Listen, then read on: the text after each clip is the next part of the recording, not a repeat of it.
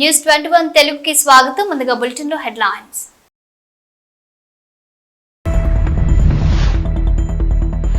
శ్రీకాళహస్తిలో కన్నుల పండుగగా స్వామి అమ్మవార్ల నిత్య కళ్యాణోత్సవం సేవ. అధిక సంఖ్యలో పాల్గొన్న భక్తులు. ప్రజలకు చేరువగా లోకేష్ ప్రజా దర్బార్ కార్యక్రమం. రోజు రోజుకు ప్రజా దర్బార్ కు పెరుగుతున్న ఆదరణ. తల్లికి వందనం కాస్త తల్లికి తద్దినంగా మారిపోయింది. కూటమి ప్రభుత్వంపై భూమనం విసుర్లు. బీఆర్ఎస్ రతు మహాసభ ధర్నా. కాంగ్రెస్ పై విరుచుకుపడ్డ కేటీఆర్.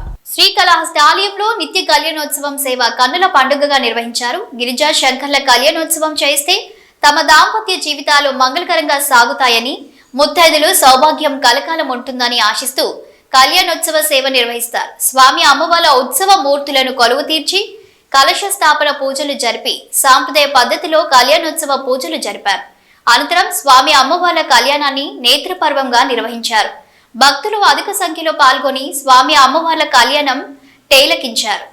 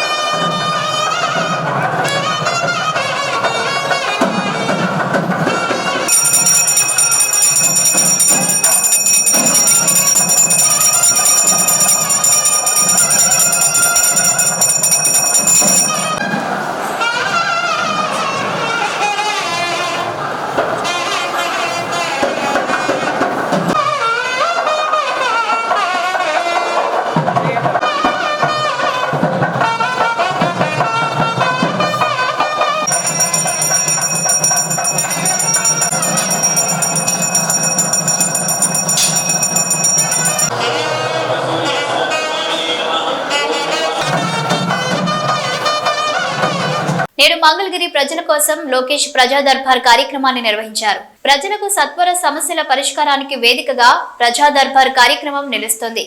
కార్యక్రమానికి హాజరైన ప్రజలు తమ సమస్యలని నారా లోకేష్ దృష్టికి తీసుకువచ్చారు. వాటిని వీలైనంత త్వరగా పరిష్కరిస్తామని మంత్రి నారా లోకేష్ తెలిపారు.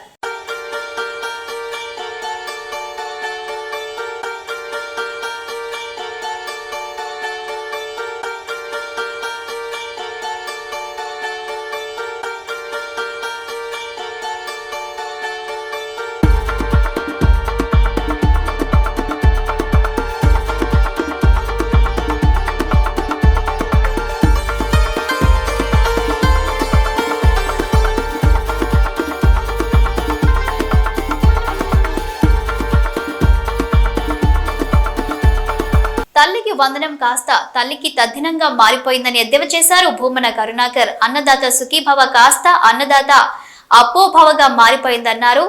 ఆడబిడ్డ నిధి కాస్త ఆడబిడ్డ ఏడుపుగా మారిపోయిందని కూటమి ప్రభుత్వంపై విమర్శలు చేశారు భూమన కరుణాకర్ రెడ్డి. నల్గొండ జిల్లాలో బీఆర్ఎస్ రైతు మహాధర్నాలో పాల్గొన్నారు. బీఆర్ఎస్ వర్కింగ్ ప్రెసిడెంట్ కేటీఆర్ రైతు సంక్షేమే ధ్యేయంగా నాటి మా ప్రభుత్వం ఉంటే నేడు కాంగ్రెస్ ప్రభుత్వం రైతుల ఘోషకు కారణమవుతుందన్నారు. పోలీసులు బీఆర్ఎస్ కార్యకర్తలను ఇబ్బంది పెడుతున్నారని, రాబోయే రోజుల్లో బీఆర్ఎస్ ప్రభుత్వం అని గుర్తు పెట్టుకుని మెలగాలని హెచ్చరించారు కేటీఆర్. గత బీఆర్ఎస్ ప్రభుత్వంలో ఒక్క రేషన్ కార్డు కూడా ఇవ్వలేదని కాంగ్రెస్ అసత్య ప్రచారాలు చేస్తుంది. కానీ 2021లో ఇప్పుడు ఉప ముఖ్యమంత్రి భట్టి చేతుల మీదుగా రేషన్ కార్డుల పంపిణీ చేశారని ఆయన స్వయంగా ట్వీట్ ద్వారా చెప్పాడని అన్నారు మాజీ మంత్రి కల్వకుంట్ల రామారావు. నాడు బీఆర్ఎస్ ప్రభుత్వ హయాంలో మొత్తం 6,50,000 రేషన్ కార్డులు ఇచ్చాం. ఆ కార్యక్రమాన్ని పేదవాళ్లకు పనికొచ్చే కార్యక్రమంగానే చూసాం తప్ప రేవంత్ చేసినట్లు ప్రభుత్వ పైసలతోని పెద్ద పెద్ద సభలు పెట్టి సన్నాయి నొక్కులు నొక్కలేదన్నారు బీఆర్ఎస్ వర్కింగ్ ప్రెసిడెంట్ కేటీఆర్. సిగ్గు లేకుండా ఇప్పటికి కూడా అబద్ధాలు చెప్తా ఉన్నారు. అబద్ధాలు చెప్తే కూడా మరి ఎవరో చిన్న సోషల్ మీడియాలో పనిచేసే కాంగ్రెస్ కార్యకర్తనో ఐటీ సెల్లో పనిచేసే ఒక పిల్లగాడో పిల్లనో అబద్ధం చెప్పినట్టు అర్థం ఉంటుంది. కానీ ముఖ్యమంత్రి ఉప ముఖ్యమంత్రి వాళ్ళు నిన్న మాట్లాడిన మాటలు ఏంటే నవ్వాలని ఏడవాలని తెలుస్తలేదు. ముఖ్యమంత్రి గారు నిన్న కొడంగల్లో స్పీచ్ ఇస్తున్నారు. మేము ఇవాళ ఒక చారిత్రాత్మకమైన కార్యక్రమానికి శ్రీకారం చుడుతున్నాం అన్నాడు. నేనేం చేస్తున్నాడు అని నేను అనుకుంటే రేషన్ కార్డులు ఇచ్చే కార్యక్రమం చారిత్రాత్మకం అట. అంటే ఇదివరకు ఎవరు రేషన్ కార్డులు ఇయ్యలే, నువ్వు కొత్త చరిత్రకు నేనే శ్రీకారం చుట్టిన రేషన్ కార్డు అనే కాన్సెప్టే నేనే కనిపెట్టిన అన్నట్టు చారిత్రాత్మకమైన కార్యక్రమానికి శ్రీకారం చుడుతున్నా అని అబద్ధం. ఇంకా గౌరవం ఏంటంటే ఉప ముఖ్యమంత్రి బట్టి విక్రమార్క గారు నిన్న చెప్తారు, ఇక్కడ మాట్లాడిన ఆయన కూడా ఒక్క రేషన్ కార్డు ఇవ్వలే టీఆర్ఎస్ ప్రభుత్వం అని బట్టి విక్రమార్క చెప్తాడు. ఇగో ఎన్ని జూట మాటలు ఉంటాయంటే వీళ్ళ ఇగో నేను చూపెడతాను మీకు. ఇగో ఇది బట్టి విక్రమార్క గారు స్వయంగా మధిర నియోజకవర్గంలో 2000 ఆయన ట్వీట్ డేట్ చూడండి 2021 జూలై 26 రేషన్ కార్డులు ఇచ్చుకుంటే దిగిన ఫోటో.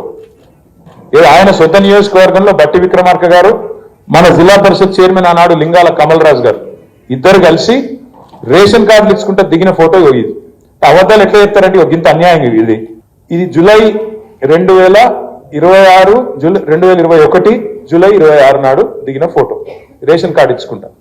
ఒకటి రెండు కాదు మన ప్రభుత్వం ఉన్నప్పుడు మనం ఇచ్చింది 6,50,000 రేషన్ కార్డు. కానీ మనం దాని ఏదో చారిత్రాత్మక కార్యక్రమం మనం అనుకోలేదు.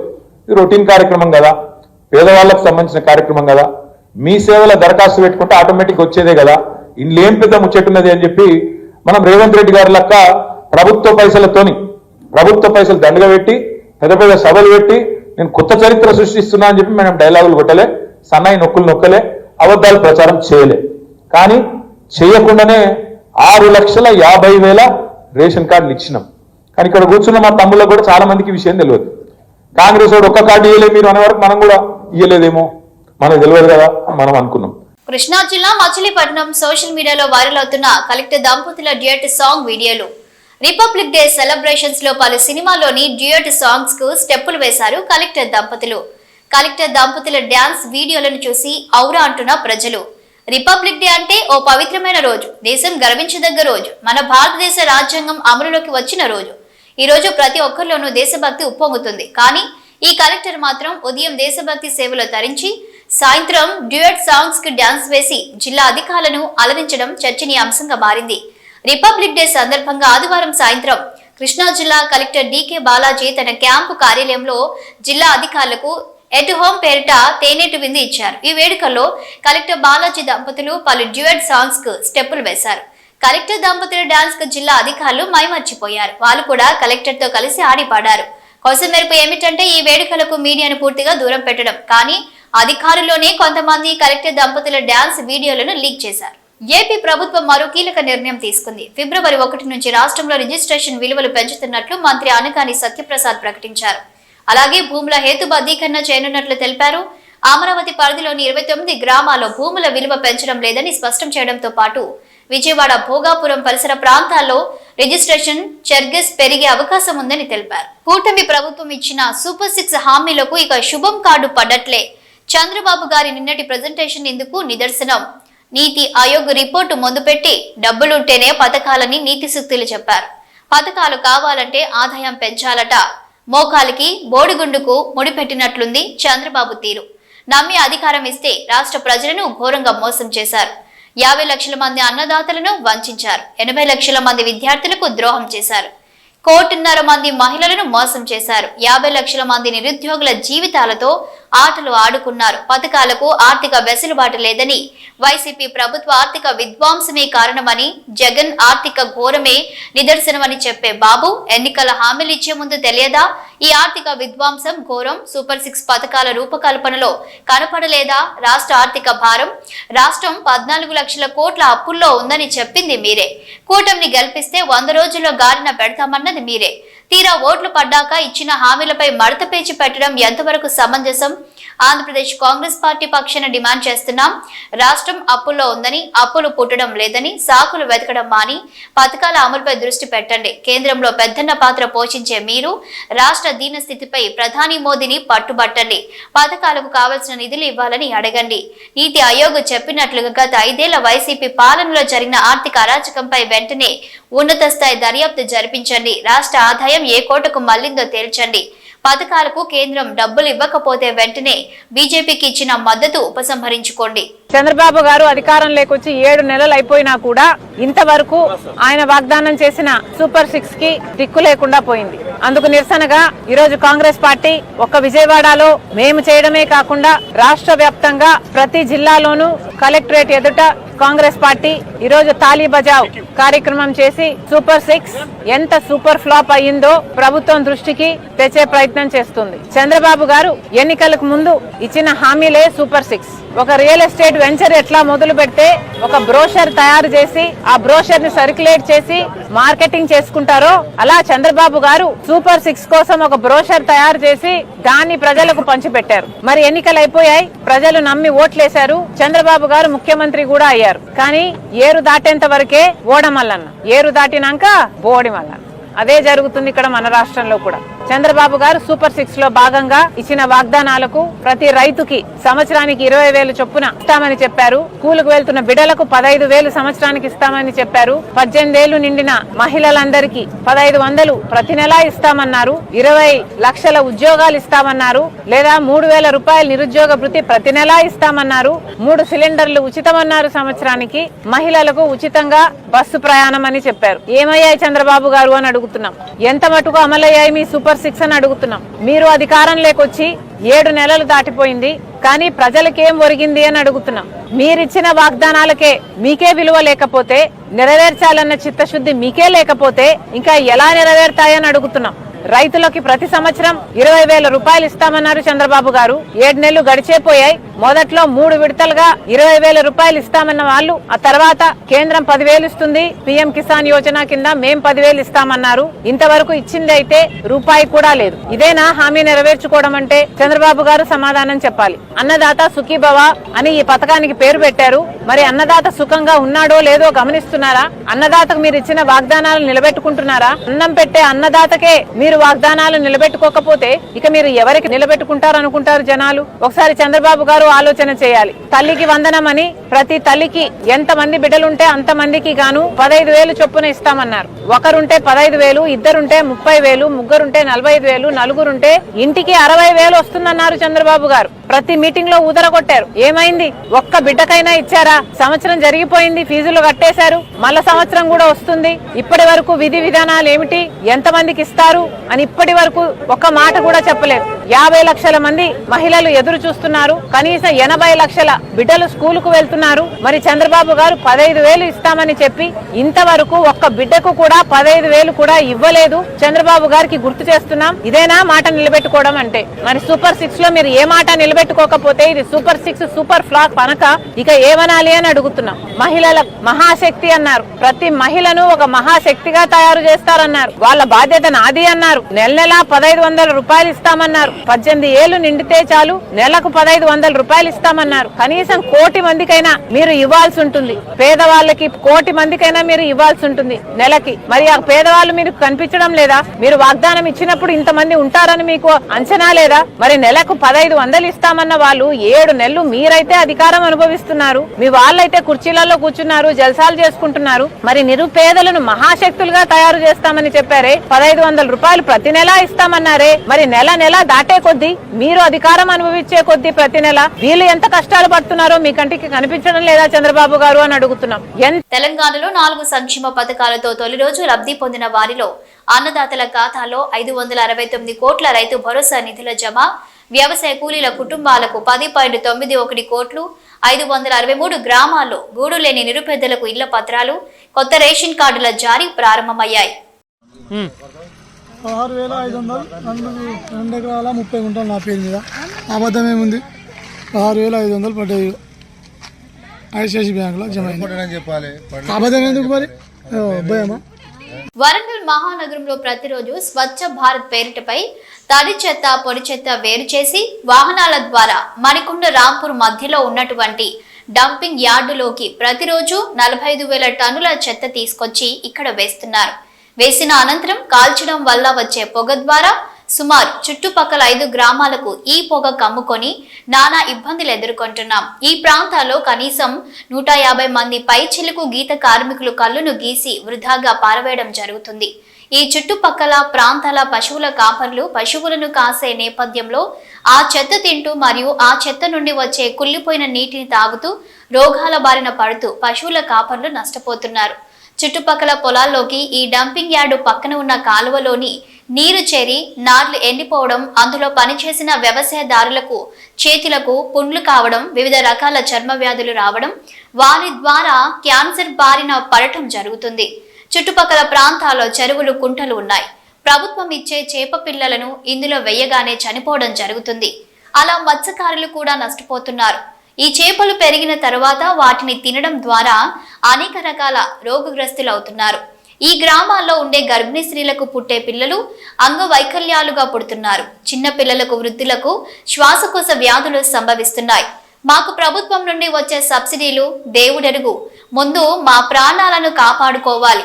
మేము కోరుకునేది ఒకటే, తక్షణమే ఈ డంపింగ్ యార్డును ఇక్కడి నుండి తొలగించి మమ్మల్ని ఆదుకున్న వారు కావాలని తెలిపారు.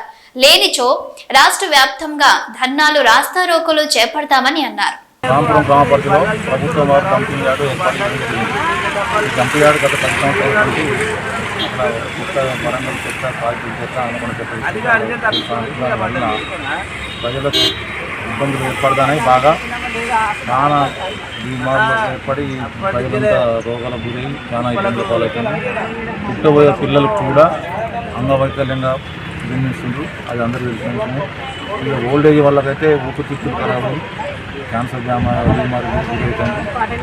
అగ్రికల్చర్ లేబర్ ఆ నీళ్ళతో దాంట్లో వాటర్ కట్టడం నీళ్ళు నాటేస్తుంటే రైతులకు కూడా నీళ్ళు కూడా ఇబ్బంది పడుతుంది. నాటు పెట్టుకుంటున్నాయి. ఆ పొగ వల్ల చాలా ఇబ్బంది పడుతుంది. అది డంపు ఏర్పాటు చేయాలని మనం చెప్తున్నాం. డంపు చేయడం వల్ల ఇక గీత కార్మికులు, చెట్లు కూడా ఇక్కడ లేదు. ఒకటి మత్స్యకార సంఘాల వారు చేపల వల్ల పోస్తే చేపలు కూడా పెరగడం లేదు. చేపల వల్ల తిన్నా కూడా బీమార్లకు ఏర్పడతాం. ఆ ప్రాంతం అటు పక్కన గొర్రె పిల్లలు ఉంటుంది, గొర్రెలు కూడా పాపలు కూడా వాటి కూడా ఇబ్బంది ఏర్పడుతుంది. చాలా రకరకాల ఇబ్బంది ఏర్పడుతుంది. కాబట్టి డంప్ యార్డ్ను అంతా ఎత్తివేయాలి. ఎత్తివేయని స్థితిలో అక్కడ చెత్త తీసుకొచ్చి పోయకూడదు అని మేము పోతున్నాం. ఒకవేళ అదే విధంగా తీసుకునేది మేము సిద్ధం. అలాగే 4 గ్రామాలు రాంపురం, మరికొండ, నరసింహరావుపల్లి, పెద్దపల్లి 5 గ్రామాలు రామ్ గోపాల్. డంపింగ్ యార్డ్ పోయడం వల్ల ఇప్పటికీ ఆడ ఒక 7 లక్షల పైచీలకు టన్నుల చెత్త అక్కడ సిద్ధమై ఉన్నది. దానికి తోడు రోజు ఒక 45,000 టన్నుల చెత్త అక్కడికి వస్తూ ఉన్నది. దీన్ని అక్కడ ఖచ్చితంగా తక్షణమే దాన్ని ఆపేస్తే మేము సమస్య కొంచెం ఉపశమనం కలుగుతుంది. ఆ తర్వాత దాన్ని కూడా అక్కడి నుంచి పూర్తిగా తొలగించాలని కోరుకుంటున్నాము. లేని పక్షంలో ఈ ఉద్యమాన్ని ఉధృతం చేసి ఖచ్చితంగా మరో ఉద్యమం దిశగా అడుగులేసి మా పోరాటం ఆగదు. ఖచ్చితంగా మేము ఏదైతే అనుకుంటున్నామో డంపింగ్ ఎత్తేసేంత వరకు దీన్ని ఆపే ప్రసక్తే లేదు. మేము ఏ పార్టీకి అనుకూలంగా ఏ పార్టీకి వ్యతిరేకం కాదు. అన్ని మేము ఒక్కటే ప్రభుత్వాన్ని దయచేసి మేము విన్నవించుకుంటున్నాము. దీన్ని ఇక్కడ చెప్తానని కోరుకుంటున్నాం. రైతులకు ప్రభుత్వానికి వారధిగా ఉంటూ రైతు సమస్యలే ప్రధాన ఎజెండాగా ముందుకు వెళ్లాలని హుజూరాబాద్ నియోజకవర్గ కాంగ్రెస్ ఇన్ఛార్జ్ వడితల ప్రణవ్ అన్నారు. కరీంనగర్ జిల్లా జమ్మికుంట మండలంలో నూతన వ్యవసాయ పాలక వర్గం ఎన్నికైంది. నూతన వ్యవసాయ మార్కెట్ కమిటీ చైర్పర్సన్ పుల్లూరి స్వప్న సదానందం శుభాకాంక్షలు తెలిపారు. ఈ సందర్భంగా మాట్లాడుతూ పదవి బాధ్యతలు మార్కెటింగ్ వ్యవస్థపై మరింత నమ్మకం కలిగించేలా పాలకవర్గం పనిచేయాలని, మార్కెట్కు వచ్చే రైతులకు ఎలాంటి ఇబ్బంది కలగకుండా అన్ని చర్యలు తీసుకోవాలని సూచించారు.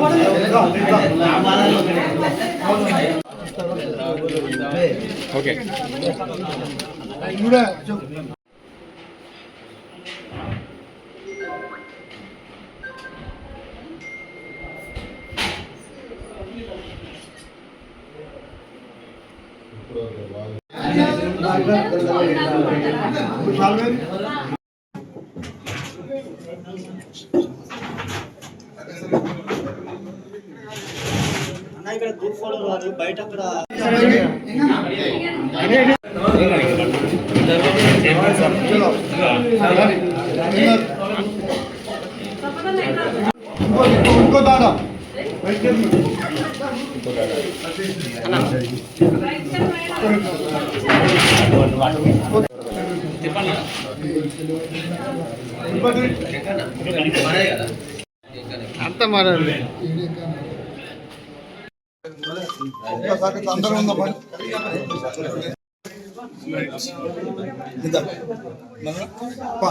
వరంగల్ జిల్లా ఖానాపురం మండల కేంద్రంలోని పాత గ్రామ పంచాయతీ ఆవరణలో వృద్ధులు, వితంతువులు, ఒంటరి మహిళలు మరియు బీడీ కార్మికులు ధర్నా చేపట్టారు. కాంగ్రెస్ ప్రభుత్వం అధికారంలోకి వస్తే పెన్షన్లు పెంచుతామన్న హామీ నెరవేర్చాలని డిమాండ్ చేశారు. ఈ సందర్భంగా మాట్లాడుతూ ఎన్నికల సమయంలో ఉన్న పెన్షన్లకు పెంచి ఇస్తామని హామీ ఇచ్చారని, కానీ ప్రభుత్వం ఏర్పడి 13 నెలలు గడిచినా ఇవ్వడం లేదని అన్నారు. అయిపోయింది. గరీబులకు, వికలాంగులకు 6,000 ఇస్తానన్నాడు. ముసలోళ్ళకు 70 ఏళ్ళు ఉన్న వాళ్ళకు 2 మూలకు ఇస్తానన్నాడు. సన్న బియ్యం ఇస్తానన్నాడు. 6 కిలోల బియ్యానికి 10 కిలోలు బియ్యం ఇస్తానన్నాడు. ఇద్దరికి ఇయ్యాలైనా 4 ఏళ్ళు ఇస్తా అని అన్నాడు. ఇతాంతులకు 4 ఏళ్ళు ఇస్తా అన్నాడు. ముసలోళ్ళకు 4 ఏళ్ళు ఇస్తా అన్నాడు. ఈకులంగలకు 6 ఏళ్ళు ఇస్తా అన్నాడు. ఇయ్యాలి, ఆయన పింఛని కంపల్సరీ ఇవ్వాలి, రావాలి, మాకు ఆదుకుంటా అని అన్నాడు. ఆ సంవత్సరంలో నాకు ఓటేయ అని అడిగిండు. మాకు అట్లా చిన్న సెల్లులో కూడా పెట్టిండు. పెట్టినప్పుడు మాకు ఆదుకోవాలి ఆయన. ఈ రోజు వార్తలు చూస్తూనే ఉండండి న్యూస్.